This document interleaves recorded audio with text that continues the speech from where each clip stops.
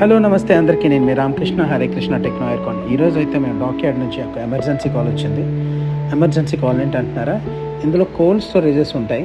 ఆ కోల్డ్ స్టోరేజెస్లో చాలా food store అయి ఉంటుంది. అది ప్రాపర్గా వర్క్ చేయట్లేదు. దానివల్ల మనం ఇమ్మీడియట్లీ ఎమర్జెన్సీగా అటెంప్ట్ చేయకపోతే లోపల ఉన్న చాలా ఫుడ్ మొత్తం స్పాయిల్ అయిపోతుంది. దానికోసం మేము అటెంప్ట్ చేసాం. ప్రాబ్లమ్ని ఐడెంటిఫై కూడా చేసాం.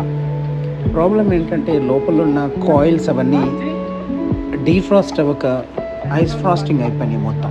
దానివల్ల ఏమవుతుందంటే ప్రాపర్ కూలింగ్ రాదు.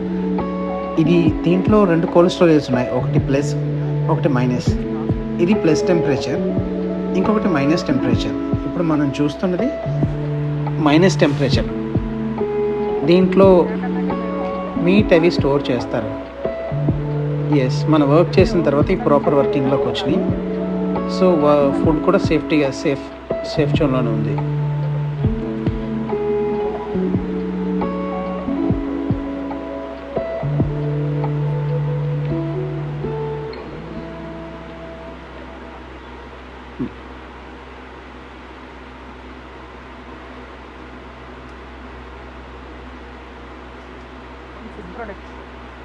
क्या पनीर भी नहीं है,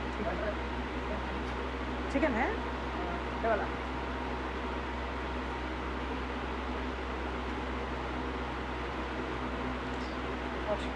ఇది ప్లస్ టెంపరేచర్. ఇది మొత్తం ఫ్రాస్టింగ్ అయిపోయింది. మొత్తం టోటల్ 2 యూనిట్స్ ఐస్ ఫ్రాస్టింగ్ అయిపోయినాయి.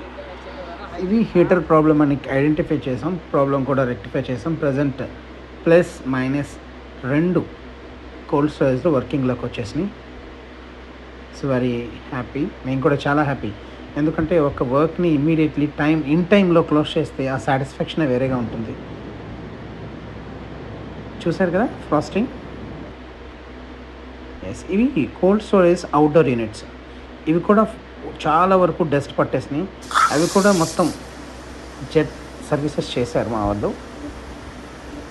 ఇవి కండెన్సర్ యూనిట్స్. ఇక్కడ జెట్ వాష్ చేసాం. ఇప్పుడు మొత్తం మిషన్స్ అన్ని ప్రాపర్ వర్కింగ్లోకి వచ్చేసినాయి.